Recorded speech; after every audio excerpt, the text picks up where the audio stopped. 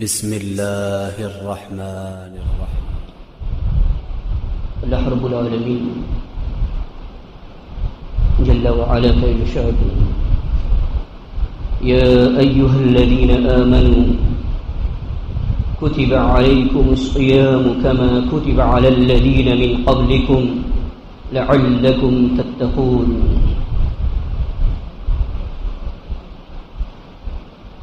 قرآن مجید کی صاحب فضیلہ سورہ بقرہ کی آیہ مبارکہ آپ نے سنی۔ اللہ مخاطب ہوا ایمان والوں سے، اے ایمان والو، تم پر رمضان المبارک کے روزے فرض کیے جاتے ہیں جیسا کہ تم سے پہلے لوگوں پر فرض کیے گئے تھے۔ غرض و غایت محض یہ ہے کہ تاکہ تم اللہ سے ڈرنے والے بن جاؤ۔ اللہ رب العالمین نے مومنین کو خطاب کرتے ہوئے روزوں کی اہمیت کی وضاحت کرتے ہوئے یہ فرمایا کہ یہ روزے محض تمہارے لیے نہیں ہیں بلکہ تم سے پہلے لوگوں پر بھی فرض کیے گئے تھے۔ روزے کا رکھنا ایک روزے دار کے لیے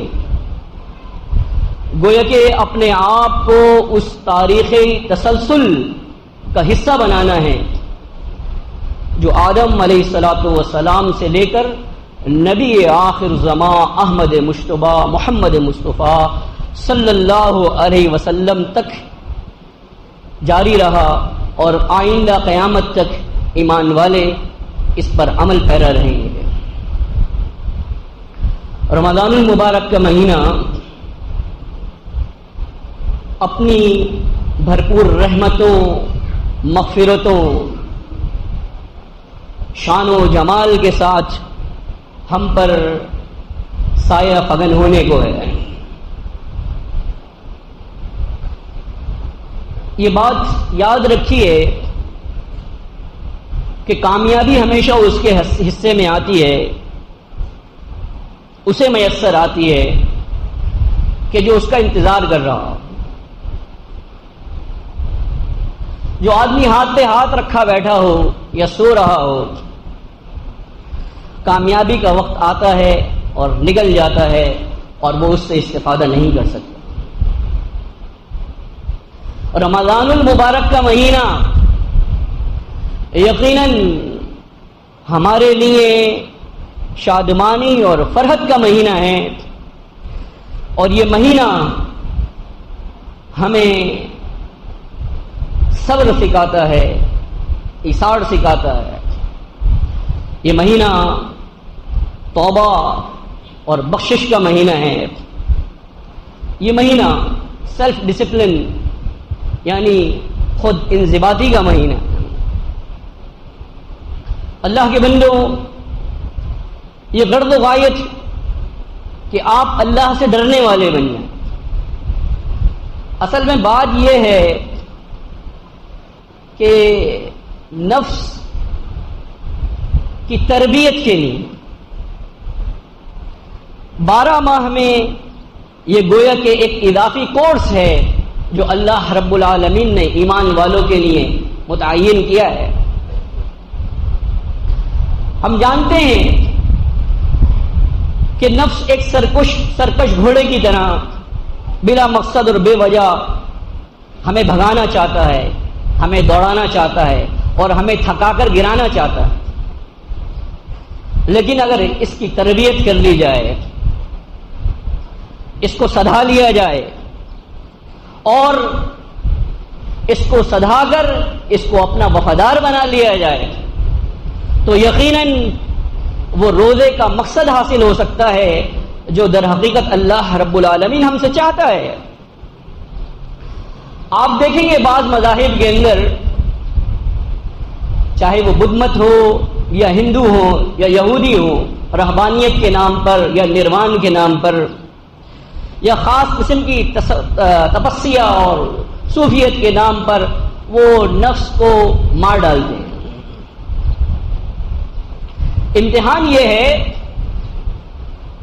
کہ یہ چیز اپنی جگہ پر موجود رہے اور اس کے بعد آپ اس کو قابو میں رکھنے والے بن جائیں اللہ کی توفیق کے ساتھ۔ اور یہ وہ مہینہ ہے جو اس بات کی تربیت کا مہینہ ہے، سالانہ مشق کا مہینہ ہے کہ ہم کس طرح سے اختیارانہ صبر کر کے اس کو اپنے قابو میں کر سکتے ہیں۔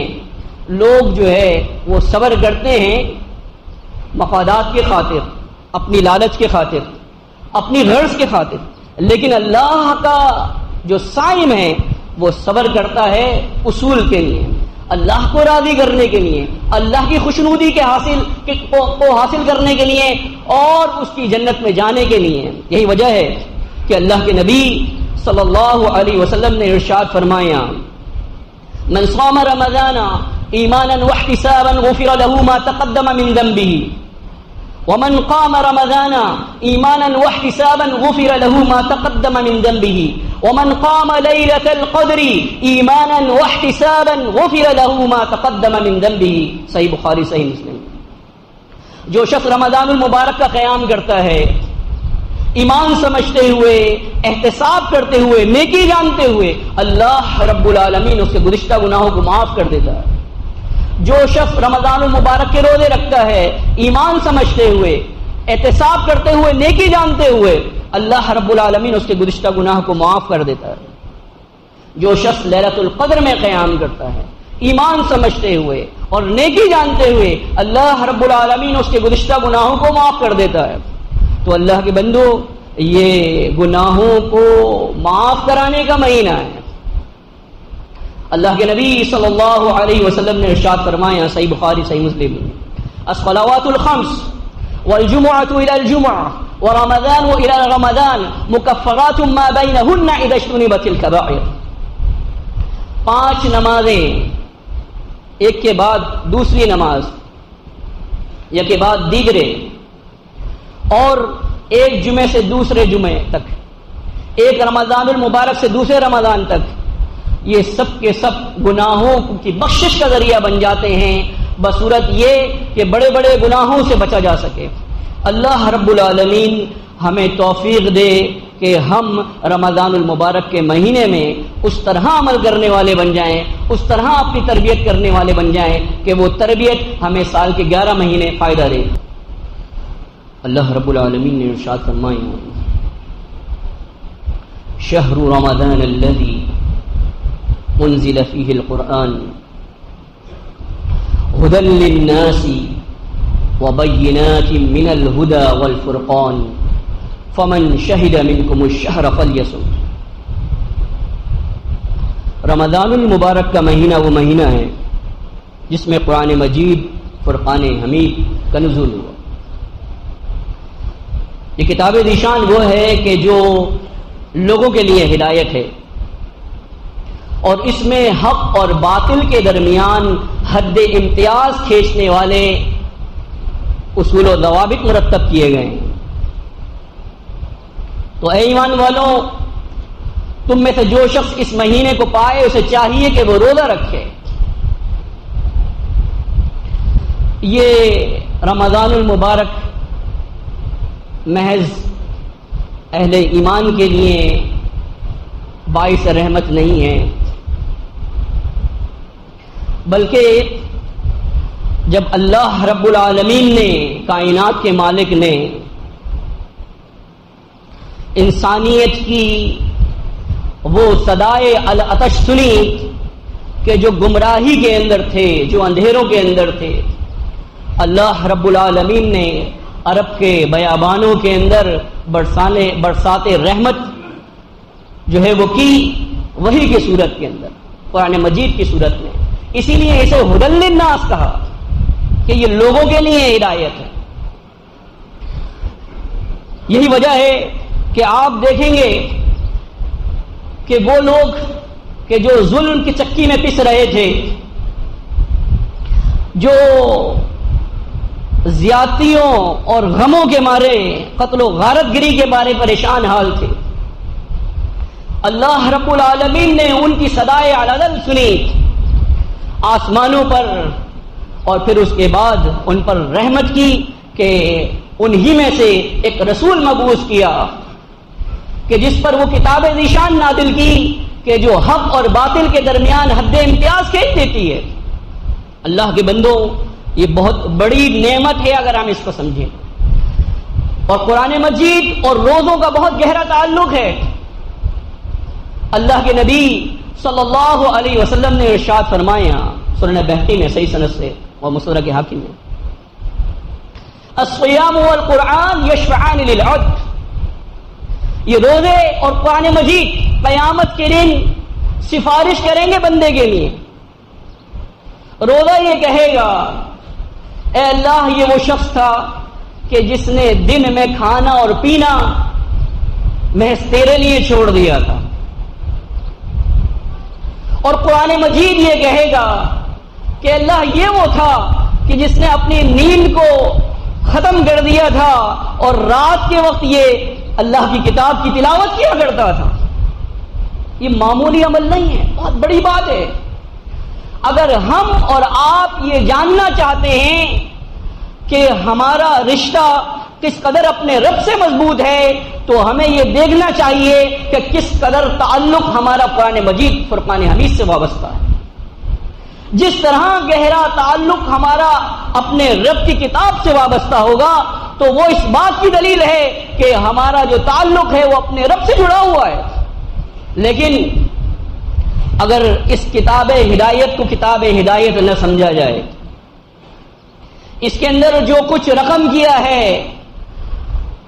عالم کے پروردگار نے اس کو اپنے عملی زندگی کے اندر نہ لایا جائے تو زندگی کا مقصد بیکار ہو جائے گا۔ اصل میں رسول کا مبعوث کیا جانا یا رسولوں کا مبعوث کیا جانا اس زمین پر ہے کیا، اس کا مقصد کیا ہے؟ وہ ایک یاد ہے کہ جو یاد دہانی انسانیت کے لیے کہ تمہیں ایک دن اپنے رب کے پاس جانا ہے۔ یہ زندگی در حقیقت تمہاری حقیقی زندگی نہیں ہے۔ تمہاری حقیقی زندگی اس وقت شروع ہوگی کہ جب تمہاری آنکھ بند ہو جائے گی۔ تو اس بات کو یاد رکھیے کہ یہ روزہ اس بات کا ثبوت فراہم کرتا ہے کہ اللہ یہ جو فطری جبلت ہے کھانے پینے کی اور جسمانی ضروریات کی پورے کی بجاوری کی، یہ تو حیوانوں کے اندر بھی موجود ہے۔ اصل میں تیری رضا جوئی اور تیری خوشنودی جو ہے وہ در حقیقت ہماری اصل بھوک اور اصل پیاس ہے۔ اے اللہ تیری رضا جوئی کے خاطر ہم اپنی بھوک اور اپنی پیاس اس سب کے اوپر سمجھوتا کر سکتے ہیں، لیکن تیری رضا کے اوپر سمجھوتا نہیں کر سکتے۔ یہ وہ سبق ہے جو روزہ ہمیں دیتا ہے۔ یہی وجہ ہے کہ اللہ کے نبی صلی اللہ علیہ وسلم نے ارشاد فرمایا، صحیح بخاری کی حدیث ہے، من لم يدع قول الزور والعمل به فليس لله حاجة ان يدع طعامه وشرابه۔ جو شخص کس بیانی نہ چھوڑے، غلط کاری نہ چھوڑے، اللہ کو کوئی حاجت نہیں ہے کہ وہ اپنا کھانا پینا چھوڑ دے۔ اللہ کے بندوں، یہ مہینہ محبت اور ایثار اور رواداری کا مہینہ ہے، اور اس مہینے میں اس آیہ مبارکہ کو مد نظر رکھا جائے کہ جو اللہ رب العالمین نے ارشاد فرمایا وَيُؤْثِرُونَ عَلَىٰ أَنفُسِهِمْ وَلَوْ كَانَ بِهِمْ خَصَاصَةٌ، وہ اپنے اوپر دوسروں کو ترجیح دیتے ہیں اگرچہ وہ خود اس کے ضرورت مند ہوتے ہیں۔ محمد الرسول اللہ صلی اللہ علیہ وسلم جب یہ مہینہ شروع ہوتا تو آپ تیز و تند آندھی سے زیادہ سخی ہو جایا کرتے تھے۔ اللہ کے نبی صلی اللہ علیہ وسلم سے جب جبریل ملاقات کیا کرتے تھے اور وہ ہر رمضان کی ہر رات کو ملاقات کیا کرتے تھے تو آپ بے حد جو ہے وہ سخاوت کے اندر آگے بڑھ جایا کرتے تھے۔ تو یاد رکھیے آیہ مبارکہ اللہ رب العالمین نے ارشاد فرمایا سارعوا الى مغفرۃ من ربکم وجنۃ عرضها السماوات والارض اعدت للمتقین، جلدی کرو، مساریت کرو، آگے بڑھو اس مغفرت کی طرف اور جنت کی طرف کہ جس کا عرض آسمان اور زمین کے برابر ہے اور وہ متقین کے لیے تیار کی گئی ہے۔ اللہ کے بندو، یہ مسارعت کا مہینہ ہے، یہ آگے بڑھنے کا مہینہ ہے۔ یہ دیکھیے کہ جو خرچ کرنا ہے مالوں کے اندر سے، اس کے پہلے حقدار کون ہیں؟ وہ لوگ ہیں جن کو ہم والدین کہتے ہیں۔ یسألونک ماذا ينفقون، یہ آپ سے پوچھتے ہیں کیا خرچ کریں؟ قل ما انفقتم من خیر فللوالدین، اے نبی آپ کہہ دیجئے کہ جو کچھ بھی تم خرچ کرو تو وہ والدین کے لیے ہیں، وہ اقربا کے لیے ہیں، وہ مساکین کے لیے ہیں، وہ یتیموں کے لیے ہیں۔ سب سے پہلا فہرست کے اندر نمبر والدین کا ہے۔ اور جب کبھی بھی یہ کہا گیا کہ یہ جو مکفرات ہیں، یہ گناہوں سے بخشش کرنے کے لیے یہ چیزیں آتی ہیں بڑے بڑے گناہوں کے علاوہ، تو ہم اور آپ جانتے ہیں کہ بڑے بڑے گناہ کیا ہیں۔ صحیح بخاری میں اللہ کے نبی صلی اللہ علیہ وسلم نے جب فہرست گنوائی اور بتایا کہ میں تمہیں بڑے بڑے گناہوں کے بارے میں نہ بتاؤں، کہا اللہ کے نبی بتائیے۔ آپ نے فرمایا سب سے پہلی بات الاشراک باللہ، اللہ کے ساتھ شرک کرنا۔ اس کے بعد آپ نے فرمایا حقوق الوالدین، والدین کی نافرمانی کرنا۔ اللہ کے نبی صلی اللہ علیہ وسلم سہارا لگائے ہوئے تھے، آپ سیدھے ہو کے بیٹھ گئے۔ آپ نے فرمایا وقول الزور وشہادت الزور، جھوٹ بولنا، جھوٹی گواہی دینا، جھوٹ بولنا، جھوٹی گواہی دینا۔ اللہ کے نبی صلی اللہ علیہ وسلم کے بارے میں آپ کے اصحاب نے کہا کاش کہ آپ خاموش ہو جائیں، یا کاش کہ اب آپ جو ہے وہ خاموش ہو جائیں، یا ایک روایت میں کہ اب شاید آپ یہ تکرار کرتے ہی رہیں گے۔ اس قدر آپ نے بیان کیا۔ تو اللہ کے بندو، ہم یہ دیکھیں کہ اپنی خوشیوں کے اندر سب سے پہلے حقدار والدین ہیں، ان کو شریک کریں۔ اہم یہ نہیں ہے کہ آپ ان کے لیے کوئی تحفہ خریدتے ہیں، اس کی اہمیت 10 روپے کی ہے یا 10,000 روپے کی۔ اہم یہ ہے کہ آپ نے اپنی خوشی کے اندر ان کو یاد رکھا، اور اگر کچھ دینے کے لیے نہیں ہے تو اللہ کے نبی صلی اللہ علیہ وسلم فرمایا وَلَوْ بِكَلِمَةٍ طَيِّبَةٍ، ایک اچھی بات۔ اگر آپ ان کے چہرے پہ بوسہ بھی لے لیتے ہیں تو یہ ان کے لیے بہت فرحت کی بات ہوگی، یہ ان کے لیے بہت مسرت کی بات ہوگی۔ کاش کہ ہم اس چیز کو سمجھیں۔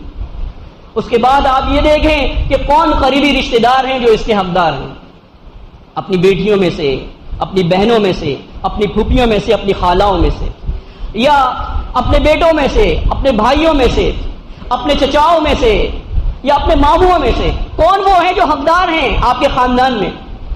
ان کو اہمیت دیں اور ان کو اس بات کا احساس دلائیں کہ کسی بھی ایسے موقع کے اندر ہم آپ کے ساتھ ہیں۔ اپنے پڑوسیوں کا خیال رکھیں، معاشرے کے اس طبقے کا خیال رکھیں کہ جو پسا ہوا طبقہ ہے، جو ٹوٹا ہوا طبقہ ہے، جو ہے وہ اپنی ضرورت کے مطابق جو ہے وہ کما نہیں پاتا، یا اپنی ضرورت جو ہے اس کو پورا نہیں کر پاتا۔